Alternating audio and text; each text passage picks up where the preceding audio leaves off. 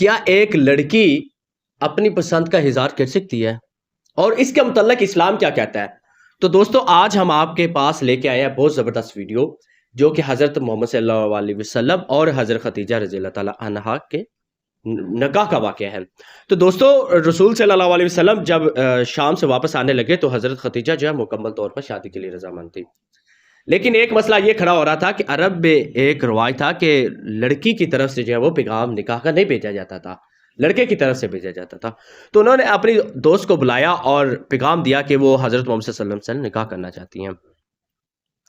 تو وہ عورت حضرت محمد صلی اللہ علیہ وسلم کی خدمت میں حاضر ہوئی اور کہنے لگی کہ اے محمد، میں آپ سے ایک بات کرنا چاہتی ہوں، تو کیا آپ نے ابھی تک شادی نہیں کی؟ شادی کا کوئی ارادہ نہیں ہے؟ تو انہوں نے کہا کہ میرے مالدار نہیں ہو تو میں شادی کیسے کروں؟ تو نفیسہ نے حضرت محمد صلی اللہ علیہ وسلم سے اس وقت ملاقات کی جب آپ کعبہ کا طواف بجلانے کے بعد لوٹ رہے تھے۔ نفیسہ نے حال حوال پوچھنے کے بعد آپ سے سوال کیا کہ محمد، آپ نے شادی کیوں نہیں کی اور کیوں نہیں کرتے؟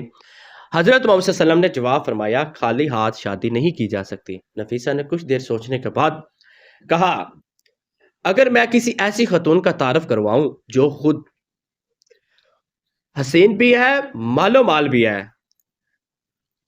تو آپ صلی اللہ علیہ وسلم سے ازواج کے لیے آمادہ ہے۔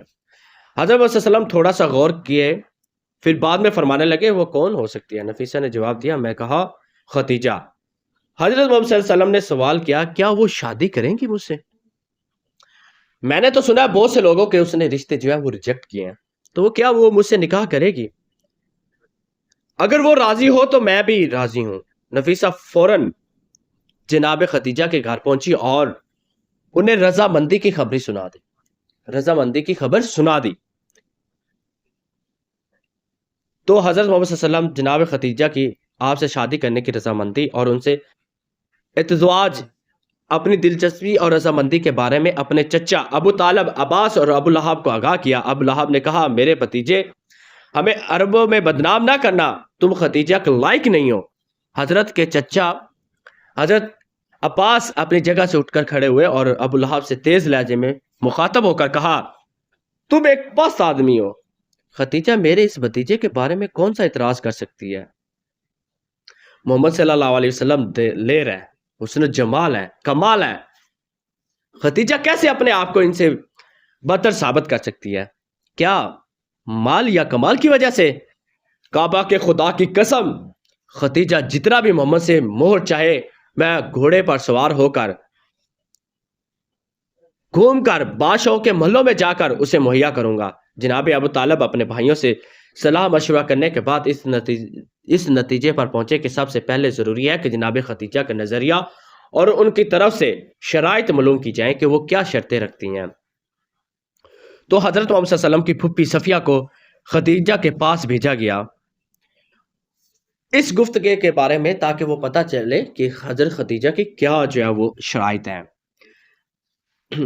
جب حضرت خدیجہ کو معلوم ہوا کہ صفیہ ان کو ملاقات کے لیے آئی ہیں تو وہ دوڑ کر ان کا استقبال کرنے لگی اور ان کو اپنے مخصوص کمروں میں لے گئی اور اپنی نوکرانیوں کو کہا کہ ان کے لیے جو خاص تحفے پیش کیے جائیں اور لذیذ کھانے اور لذیذ نعمتیں اور ان کی خاطر تواضع کریں۔ جناب صفیہ نے کہا، میں نے کھانا کھانے کے لیے نہیں آئی ہوں، بلکہ میں اس لیے آئی ہوں کہ جان لو کہ جو کچھ میں نے سنا کیا وہ سچ ہے؟ جو کچھ میں نے سنا وہ کیا سچ ہے؟ جناب خدیجہ یہ پوچھے بغیر آپ نے کیا سنا ہے؟ دوسرے لوگ کیا کہتے ہیں؟ جواب میں کہا، جی ہاں، آپ نے صحیح سنا ہے، وہ عورت خوش قسمت ہے جو حضرت محمد صلی اللہ علیہ وسلم کی شریک حیات بنے، کیونکہ میں نے محمد صلی اللہ علیہ وسلم ان کے لیے فخر مباحت کا سبب ہے۔ میں محمد صلی اللہ علیہ وسلم کی عظمت اور شخصیت سے واقف ہوں، ان کے ساتھ زندگی گزارنے کے لیے اپنے لیے سعادت اپنے مال سے ادا کروں گی۔ جناب صفیہ نے جناب خدیجہ کا دو ٹوک الفاظ میں جواب سن کر خوشی اور مسرت میں کہا، اے خدیجہ، خدا کی قسم، آپ صلی اللہ علیہ وسلم سے محبت کرنے میں حق بچانا۔ ابھی تک کسی کی آنکھوں میں آپ کے محبوب کی مانند کسی نور کو نہیں دیکھا اور کسی کان نے ان کے کلام سے شیر ترین کلام نہیں سنا۔ اس کے بعد جناب صفیہ نے حضرت خدیجہ سے رخصتی لی اور مسرت و شتوانی کی حالت میں جناب ابو طالب کے گھر واپس آ گئی، جہاں پر بنی ہاشم کے بزرگ افراد ان کا انتظار کر رہے تھے۔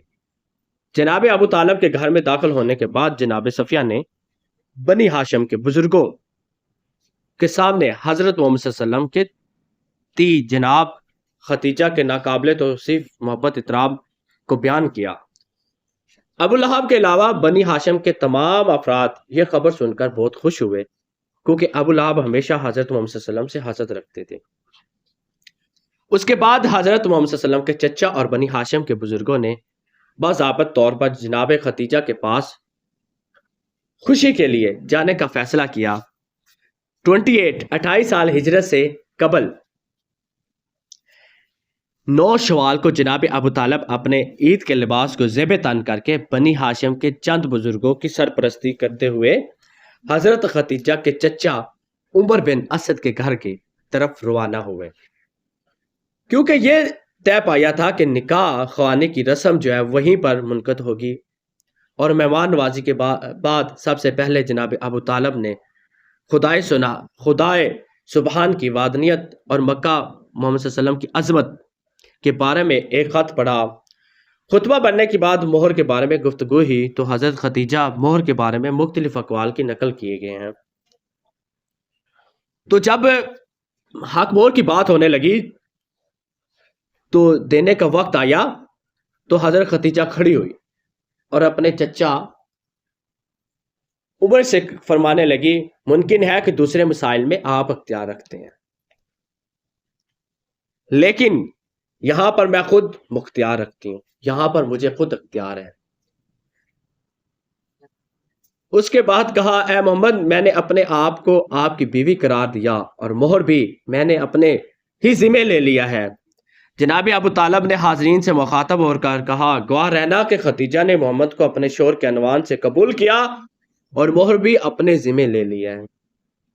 ابو جہل کھڑا ہوا اور غضبناک ہو کر حاضرین سے مخاطب ہو کر بولا، تو عجب کی بات ہے کہ عورتیں بھی مردوں کی حق مہر دینا کا ذمہ لے لیتی ہیں۔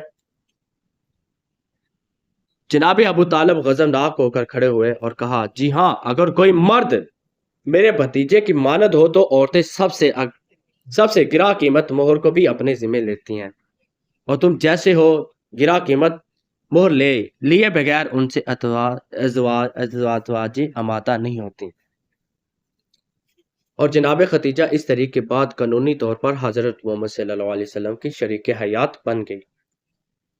ناظرین گرامی، یاد رکھیے گا کہ حضرت محمد صلی اللہ علیہ وسلم ملت ابراہیمی پر قائم تھے اور حضرت خدیجہ رضی اللہ تعالیٰ عنہ کی راستی پر اور طہارت بھی مسلم تھی۔ تعلیمات کی روشنی میں وہ آپ صلی اللہ علیہ وسلم کو نبی آخرت الزما ہی سمجھ کر نکاح کر رہی تھی، اس لیے کہ یہ نکاح دین حنیف پر منعقد ہوا تھا۔ عقد کی تقریب ختم ہونے کے بعد تمام مہمان اٹھ کر اپنے گھروں کو چلے گئے۔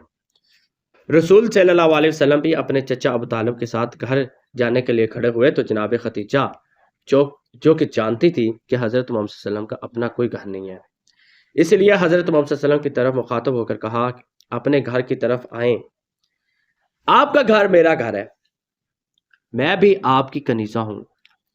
اس کے بعد حضرت محمد صلی اللہ علیہ وسلم مخاطب ہو کر کہا، اے محمد، اپنے چچا ابو طالب سے کہہ دیجئے گا کہ 10 اونٹ نہر کرے اور لوگوں کو دعوت کر کے کھانا کھلائیں۔ جناب ابو طالب نے 10 اونٹ نہر کیے، قربان کیے اور مکہ کے لوگوں کو کھانا کھلایا۔ اس طرح اس ولیمے کے ذریعے حضرت محمد صلی اللہ علیہ وسلم کی شادی کی تقریب جو کا اختتام کو جا پہنچی۔ جی تو ناظرین، یہ تھی ہماری آج کی ویڈیو۔ امید کرتا ہوں آپ کو یہ ویڈیو بہت زیادہ پسند آئی ہوگی۔ اگر آپ کو ویڈیو پسند آئی ہے تو پلیز لائک، شیئر، کمنٹ کر دیجیے گا تاکہ ہماری نئی آنے والی ویڈیو آپ کو آسانی سے مل سکے۔ تو ہمارا اسلام جو ہے وہ ایک عورت کو اجازت دیتا ہے کہ وہ اپنی پسند کا اظہار کر سکتی ہے۔